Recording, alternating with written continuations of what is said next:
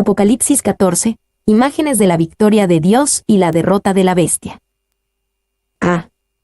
La fe de los 144,000. 1 a 3, el Cordero y los 144,000 en el monte de Sión. Después miré, y he aquí el Cordero estaba en pie sobre el monte de Sión, y con el 144,000, que tenían el nombre de él y el de su Padre escrito en la frente.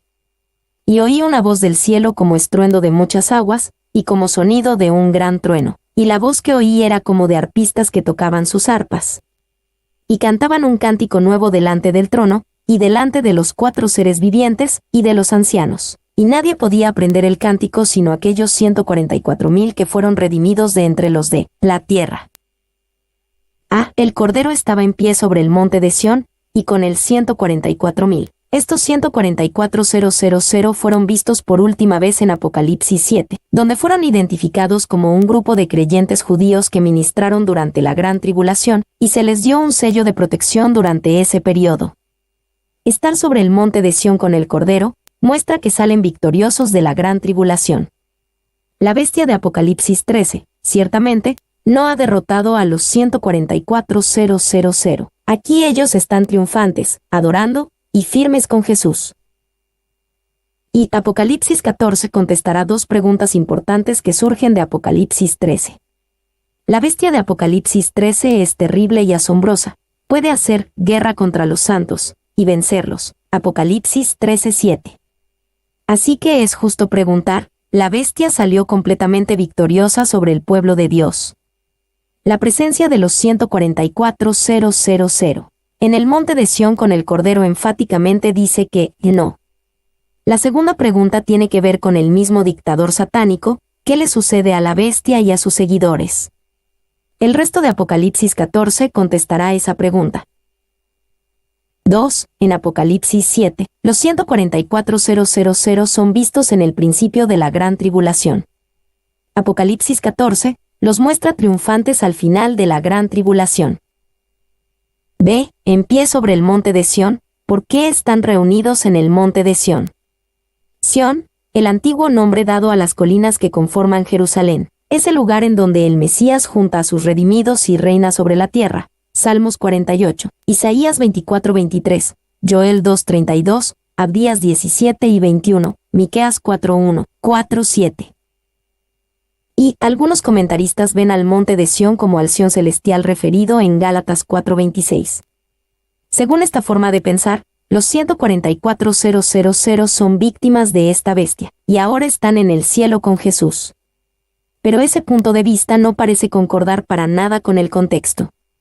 También hace que nos preguntemos qué tanto los protegió entonces el sello de Dios, Apocalipsis 7:4. 2. Los 144,000 son como los jóvenes hombres judíos que sobrevivieron al feroz horno en Daniel 3, 19-25. Ellos probaron la habilidad de Dios para preservar a su pueblo. C. Tenían el nombre de su Padre escrito en la frente. Los seguidores de Satanás y la bestia podrían tener una marca en su mano o su frente. Apocalipsis 13, 16-17. Pero esta marca es solamente una copia de la idea detrás de la marca de identificación en las frentes de cada uno de estos 144,000, la cual muestra que ellos le pertenecen al Padre. ¿Y quiénes eran estas personas que tenían el nombre de su Padre escrito en sus frentes? No tenían escrito B.S., por ser bautistas, ni W.S., por pertenecer a los seguidores de Wesley, ni I.E., por ser de la iglesia establecida. Ellos tenían el nombre de su Padre y de nadie más. Cuánto escándalo es hecho en la tierra por nuestras distinciones. Pensamos que es mucho pertenecer a esta o a aquella denominación. Si fueras a las puertas del cielo y preguntaras si hay algunos bautistas allí, el ángel solamente te miraría, y no te contestaría. Si preguntaras si hay algunos de los de Wesley, o miembros de la iglesia establecida, contestaría, nada de eso. Pero si le preguntaras si hay algunos cristianos allí, diría, sí, hay una gran cantidad de ellos, todos son uno ahora, todos son llamados por un nombre. El antiguo nombre ha sido olvidado, ahora ya no tienen el nombre de este o aquel hombre, tienen el nombre de Dios, su Padre, estampado en sus frentes. Spurgeon. D. Una voz, de muchas aguas, y como sonido de un gran trueno, esta es la voz de Dios. Apocalipsis 1:15 y 4:5. Quizás Dios habló aquí para proclamar su aprobación de estos 144,000 siervos fieles, en el sentido en que se expresa en Mateo 25 horas y 21 minutos. Bien, buen siervo y fiel. Y la voz que oí era como de arpistas que tocaban sus arpas. Recordemos que los ancianos de Apocalipsis 5:8 tienen arpas. Quizás es aquí donde su música es escuchada, para acompañar la excelentísima alabanza de los 144,000, mientras cantan un cántico nuevo, único para ellos. Y cantaban un cántico nuevo delante del trono, en Apocalipsis 14:1. Los 144,000 tienen sus pies firmemente puestos en el monte de Sión terrenal. Pero sus alabanzas llegan directamente a la presencia de Dios, justo delante del trono. En nuestra alabanza y adoración, en realidad podemos transportarnos y ser escuchados en los lugares celestiales. Y, el estar absorto en la alabanza a Dios es el estado más sublime del alma. Alabar a Dios por su misericordia es algo, pero estar enteramente vestido de alabanza a Dios por esa misericordia, es mucho más. Alabar es el cielo, y el cielo es alabar. Orar es algo relacionado con lo que está debajo del cielo, pero la alabanza es la escena de lo que está sobre el cielo. Cuando te inclinas en adoración, estás en tu estado más elevado. Spurgeon. 2. El cielo no es un lugar para aprender esa canción, debe ser aprendida en la tierra. Tú debes de aprender aquí las notas de libre gracia y amor abnegado, y cuando hayas dominado su melodía, serás capaz de ofrecer al Señor el tributo de un corazón agradecido, aún en el cielo, y mezclarlo con las armonías celestiales. Spurgeon. 3. 4-5. La descripción de estos 144,000. Estos son los que no se contaminaron con mujeres, pues son vírgenes. Estos son los que siguen al Cordero por donde quiera que va. Estos fueron redimidos de entre los hombres como primicias para Dios y para el Cordero, y en sus bocas no fue hallada mentira, pues son sin mancha delante del trono de Dios. Pues son vírgenes. Muchos toman la virginidad de estos 144,000, simplemente, como un símbolo de su pureza en general, como en 2 Corintios 11:2. Pero Pablo recomendó el celibato en los tiempos de aflicción, 1 Corintios 7, 25-35, y Jesús habló de las penas de aquellos con hijos y con familias en aquel día, Mateo 24, 19-21. No es difícil ver que Dios hubiera llamado a los 144,000 a un celibato literal por el bien del reino, durante el tiempo de la gran tribulación. Y algunos comúnmente aplican el término de vírgenes a las mujeres, no a los hombres. Entonces el uso de vírgenes aquí significa que los 144,000 son mujeres? Para nada, de acuerdo con el gran erudito griego A.T. Raverstein, Partenos puede ser aplicado tanto a hombres como a mujeres. 2. Si el término vírgenes es una imagen de pureza en general, esto refuerza la identificación de los 144,000 con Israel. Israel es referido frecuentemente en la Biblia como la Virgen, 2 Reyes 19:21, Isaías 37 horas y 22 minutos, como la Virgen hija de Sión, Lamentaciones 2:13, y como la Virgen de Israel, Jeremías 18:13, 31 horas y 34 minutos, 21, Amós 5:2. Wahlberg. B. Estos son los que siguen al Cordero por donde quiera que va. Estos 144,000 son de herencia judía, Apocalipsis 7, 4-8, pero son claramente creyentes en Jesús, de otra manera no estarían con el Cordero. Siguen al Cordero por donde quiera que va, y no podrían estar sin mancha delante del trono de Dios. Y cada persona de la vasta multitud salvada durante la tribulación será salvada exactamente de la misma manera que cualquiera del día de hoy, por gracia, por medio de una fe personal en Cristo Jesús para salvación. Aun cuando el trato de Dios con la Iglesia aquí en la tierra termina con el rapto, ciertamente, la manera en que las personas vienen a la salvación, o en que se convierten en parte de la gran familia de Dios, la cual incluye a todos los redimidos, tanto los de antes como los de después del rapto, no cambia. C. Estos fueron redimidos de entre los hombres como primicias para Dios y para el Cordero. Los 144,000 son las primicias de la gran cosecha. Ellos son las primicias. El núcleo piadoso de Israel, el cual es el símbolo de redención de la nación. Wahlberg. Y, debido a que son descritos como primicias, muchos han pensado que ellos serán instrumentos en el plan de Dios para traer una cosecha más grande durante la tribulación. Apocalipsis 7:9 describe una compañía innumerable salvada en la gran tribulación, y estos 144,000 descritos como las primicias, pudieran ser utilizados para predicar el Evangelio a aquellos que serán salvos en este periodo. B. Proclamaciones desde el cielo. 1. 6-7. Un ángel predica el Evangelio.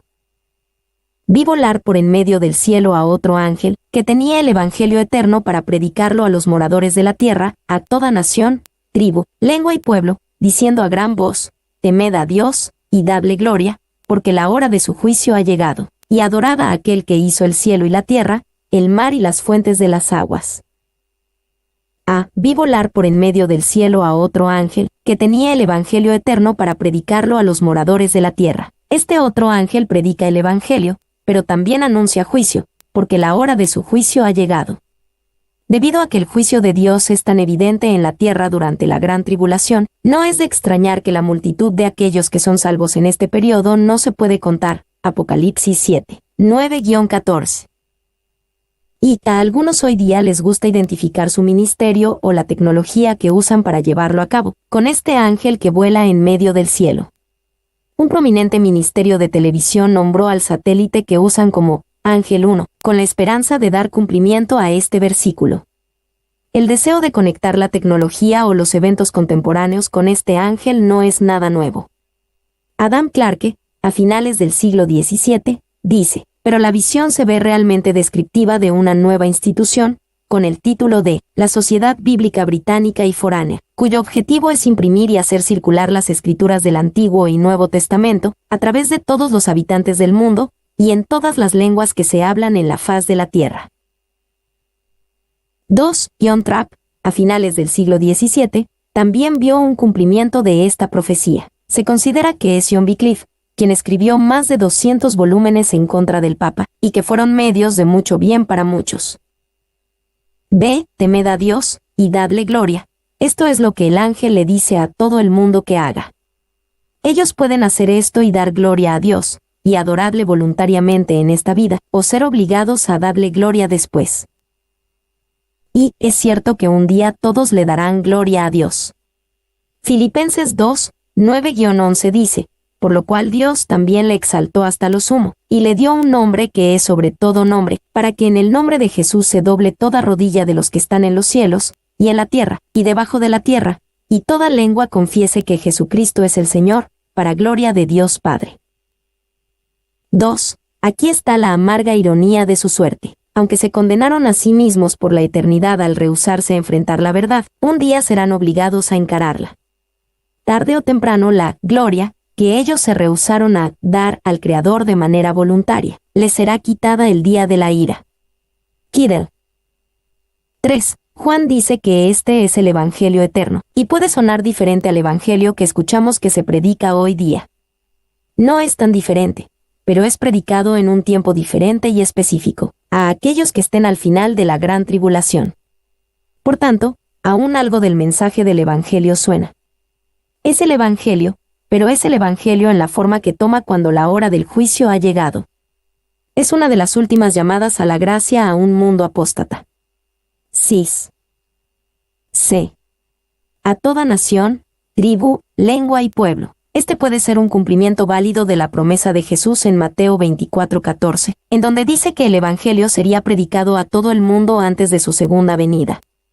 Pero esto jamás puede ser una excusa válida para descuidar la urgencia de las misiones. Dios no nos ha dado la responsabilidad de extender el Evangelio a los ángeles, sino a su pueblo. Y, sin embargo, este es el único lugar en el Nuevo Testamento en donde vemos a los ángeles predicando el Evangelio.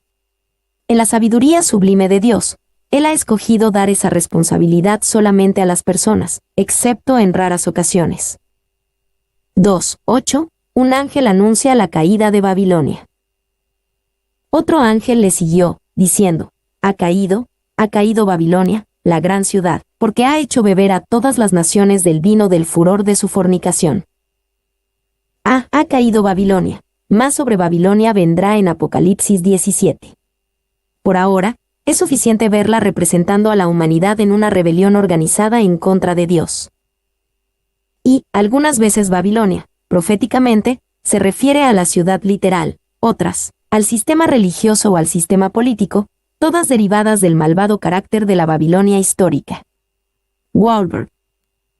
B. Porque ha hecho beber a todas las naciones del vino del furor de su fornicación. Cuando se nos dice que Babilonia ha conducido a todas las naciones hacia la fornicación, la idea principal es la de una fornicación espiritual, o sea, la adoración de otros dioses. Sin embargo, nunca nos puede sorprender ver la fornicación espiritual acompañada de inmoralidad literal. 3. 9 a 11. Un tercer ángel advierte del juicio venidero. Y el tercer ángel lo siguió, diciendo a gran voz: si alguno adora a la bestia y a su imagen, y recibe la marca en su frente o en su mano, él también beberá del vino de la ira de Dios, que ha sido vaciado puro en el cáliz de su ira, y será atormentado con fuego y azufre delante de los santos ángeles y del Cordero, y el humo de su tormento sube por los siglos de los siglos. Y no tienen reposo de día ni de noche los que adoran a la bestia y a su imagen, ni nadie que reciba la marca de su nombre.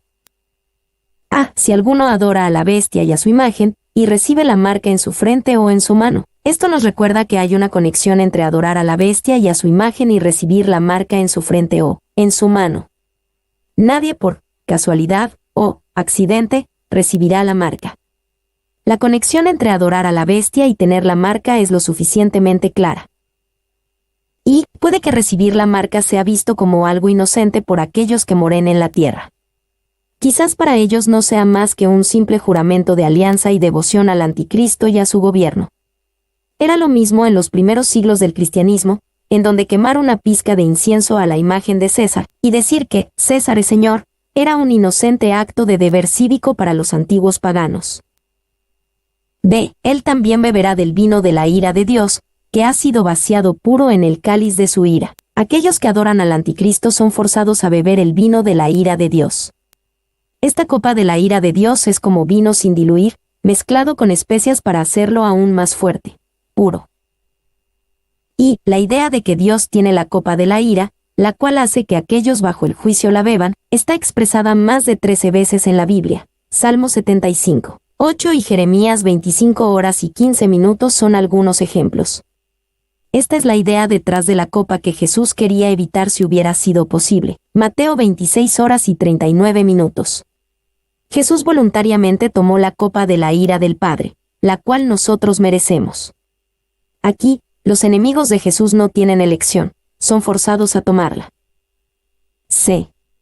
Del vino de la ira de Dios, cáliz de su ira. El vino en la copa está asociado con la ira, la antigua palabra griega timos, que describe una ira apasionada. La misma copa también está asociada con la indignación, la antigua palabra griega orge, que se refiere a una disposición establecida. Y la antigua palabra griega orge es la palabra común para hacer referencia a la ira de Dios en el Nuevo Testamento. La antigua palabra timos es utilizada solamente 11 veces, y 10 de las 11 es utilizada en Apocalipsis. Usualmente, la ira de Dios hacia los pecadores no estalla en contra de ellos, es, simplemente, su disposición establecida en contra del pecado y la injusticia. Pero en el libro de Apocalipsis, el cual claramente describe el juicio final de Dios, el término de una ira apasionada es utilizado más seguido. D. Será atormentado con fuego y azufre delante de los santos ángeles y del Cordero, y el humo de su tormento sube por los siglos de los siglos. Y no tienen reposo de día ni de noche. Este pasaje enseña varias verdades importantes sobre el infierno y el destino eterno de los condenados. Y será atormentado con fuego y azufre. Esto muestra que el sufrimiento del infierno es un verdadero tormento, el cual es doloroso y repulsivo. La moda moderna de prescindir del infierno no tiene fundamento en el Apocalipsis. Morris. 2. Delante de los santos ángeles y del Cordero. Esto muestra que Dios no está ausente del infierno. Él está allí en toda su santidad y juicio justo. Aquellos que están en el infierno desearán que Dios esté ausente, pero no lo estará. Es incorrecto decir que el infierno estará vacío de la presencia de Dios, pues de lo que estará vacío es de su amor. La presencia de Jesús estará allí, pero solamente la presencia de su santa justicia, y su ira en contra del pecado. 3. El humo de su tormento sube por los siglos de los siglos. Y no tienen reposo de día ni de noche. Aquellos que adoran al anticristo y reciben su marca soportarán esta ira e indignación por la eternidad en el infierno. Aquí, el hecho del tormento eterno es claramente declarado. Por los siglos de los siglos, significa, por siempre. Si las únicas consecuencias del pecado estuvieran en esta vida, o si la penalidad por el pecado fuera temporal, entonces los pecadores astutos le habrían ganado a Dios. Walbert dice de la frase, por los siglos de los siglos, literalmente, por las edades de las edades, la expresión fuerte de la eternidad que el griego es capaz de transmitir. 4. Permita Dios que los hombres hablen y piensen en cualquier momento y lugar sobre el infierno, sobre esa eternidad extrema que ellos no serán capaces de evitar ni de soportar. Seguramente, una buena forma de escapar del infierno es pasar un tiempo en el infierno con nuestras meditaciones diarias. Al describir a los adoradores de la bestia, tanto la palabra adorar como la palabra recibir, usadas en el versículo 11 están en el tiempo presente, lo que enfatiza la adoración continua a la bestia por un periodo de tiempo prolongado. El mismo tiempo verbal es utilizado para describir el tormento de dichos adoradores. Como la adoración a la bestia no es interrumpida por el arrepentimiento, tampoco es interrumpido el tormento de sus adoradores cuando el arrepentimiento es demasiado tarde. Walbert. 4. 12 a 13. La bendición de los santos, aún en medio de la gran tribulación. Aquí está la paciencia de los santos, los que guardan los mandamientos de Dios y la fe de Jesús. Oí una voz que desde el cielo me decía, escribe, bienaventurados de aquí en adelante los muertos que mueren en el Señor. Sí, dice el Espíritu, descansarán de sus trabajos, porque sus obras con ellos siguen. Aquí está la paciencia de los santos. Bienaventurados de aquí en adelante los muertos que mueren en el Señor, descansarán de sus trabajos. Podemos fácilmente contrastar el descansarán de los santos con el tormento continuo de los impíos. Apocalipsis 14:11. El descanso viene por la paciencia y fidelidad a Dios y su palabra, los que guardan los mandamientos de Dios y la fe de Jesús. Y solo podemos imaginarnos qué valor y consuelo este pasaje les dará a los santos en la batalla, a esos perseguidos durante la gran tribulación. Claramente, Dios quiere animar a su pueblo para que se mantengan firmes en los tiempos de prueba, enfocados en la bendición y la recompensa que les espera en la eternidad. 2. Bienaventurados. Los muertos que mueren en el Señor, esta es la única muerte gloriosa. Ellos mueren por la causa de Dios, mueren bajo la sonrisa y aprobación de Dios, mueren para vivir y reinar con Dios por siempre. Clarke. Sus obras con ellos siguen. La paciencia y trabajo de estos santos es recordada en el cielo. Nuestras obras para el Señor se van con nosotros al cielo, dando dignidad y significado a todo el trabajo que se hace en la tierra. La cosecha de la tierra. 1, 14 a 16. Tiempo para que Jesús traiga la cosecha. Miré, y he aquí una nube blanca, y sobre la nube uno sentado semejante al Hijo del Hombre, que tenía en la cabeza una corona de oro, y en la mano una hoz aguda.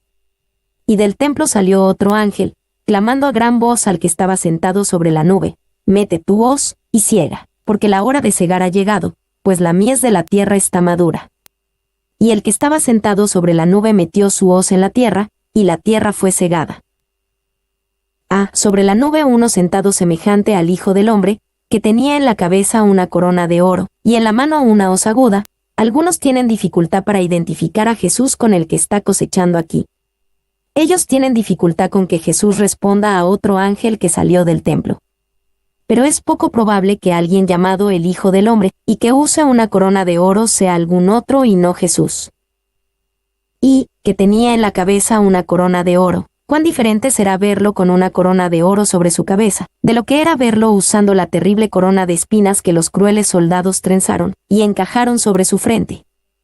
La palabra utilizada aquí no se refiere usualmente a la diadema de poder, sino a la corona ganada en el conflicto, y es muy notable que se diga que cuando Cristo venga a juzgar al mundo, usará la guirnalda de la victoria, la corona que ha ganado en la gran batalla que ha peleado. Qué significativa será esa corona de oro, de su triunfo final, sobre esa frente que una vez estuvo cubierta con sangre y sudor cuando estaba luchando por nuestra salvación. Spurgeon. B. Pues la mies de la tierra está madura. La antigua palabra griega traducida como madura tiene un sentido negativo, secarse o marchitarse. La idea es de algo que está maduro de más. Eso significa que Dios juzgará a la tierra solamente cuando esté bien madura como para el juicio. Él no se apresura para el juicio.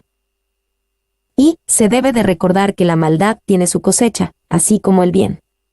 Hay una cosecha de miseria y aflicción, una cosecha para reunir, atar y quemar la cizaña, pero también una para juntar el trigo en el granero del cielo. Cis. 2, 17-20, el lagar de Dios. Salió otro ángel del templo que está en el cielo, teniendo también una hoz aguda. Y salió del altar otro ángel, que tenía poder sobre el fuego, y llamó a gran voz al que tenía la hoz aguda, diciendo, mete tu hoz aguda, y vendime a los racimos de la tierra, porque sus uvas están maduras. Y el ángel arrojó su hoz en la tierra, y vendimió la viña de la tierra, y echó las uvas en el gran lagar de la ira de Dios. Y fue pisado el lagar fuera de la ciudad, y del lagar salió sangre hasta los frenos de los caballos, por 1600 estadios. Y salió del altar otro ángel, que tenía poder sobre el fuego. Estas alusiones parecen indicar que el ángel está actuando en respuesta a las oraciones de los santos por el juicio divino de los impíos. Walberg. B. El gran lagar de la ira de Dios. Esta imagen vívida del juicio fue la inspiración para el himno de batalla de la República. Mis ojos han visto la gloria de la venida del Señor. Él está pisoteando el lagar donde las uvas de ira están almacenadas. Él ha soltado el fiel relámpago de su terrible espada rápida. Su verdad marchando está. Se mete tu hoz aguda, y vendime a los racimos de la tierra, porque sus uvas están maduras. La imagen de la segunda venida de Jesús como una cosecha es comunicada en Mateo 13, 24-33. 36-43, mediante la parábola del trigo y la cizaña. La implicación es que los verdaderos creyentes no serán separados de aquellos que solamente son visitantes de la iglesia hasta la cosecha final. Y están maduras. Esta expresión ilustra uvas ya maduras en la flor de la vida, estallando por el jugo. La abundancia del jugo de uva debajo de los pies descalzos de aquellos que pisotean las uvas en el lagar es comparada con chorros de sangre, y habla de la terrible matanza humana. Walberg. 2. ¿Qué fuerza tienen las uvas en contra del peso y poder de un hombre cuando pone sus pies sobre ellas? Y las que más maduras están, las más indefensas. El calcañar del Omnipotente está sobre ellas, y solamente pueden quebrantarse y hundirse debajo de él. Cis. D. Del lagar salió sangre hasta los frenos de los caballos, por 1600 estadios. La salpicadura de sangre hasta los frenos de los caballos, probablemente, es una ilustración de una tremenda matanza en la batalla de Armagedón, descrita en Apocalipsis 16-16 y 19, 11-19. No es posible que sea la descripción de un río de sangre corriendo a todo lo largo de la tierra prometida tan alto. ¿Cómo puede serlo el freno de un caballo? Esto sería un río de sangre casi incomprensible. Y, en los tiempos antiguos, un área de batalla que se extendía por 1200 estadios, aproximadamente 200 millas, era incomprensible, pero no lo es en la guerra moderna. El área cubierta, 1600 estadios, es aproximadamente 200 millas, lo que especifica que el área dentro del radio de 200 millas de Jerusalén será reunida en el tiempo de la segunda venida de Cristo. Walberg. 2. Esta es una descripción vívida y poderosa, y muestra lo completo que es el juicio de Dios. Apocalipsis 14 es la perfecta respuesta de Apocalipsis 13, en donde casi parecía que Satanás y el Anticristo podían ganar. Pero Apocalipsis 14 muestra quién es el verdadero vencedor, el poderoso, el que tiene el control, Dios, su Mesías, y su pueblo, no Satanás, su Mesías, el Anticristo, y sus seguidores.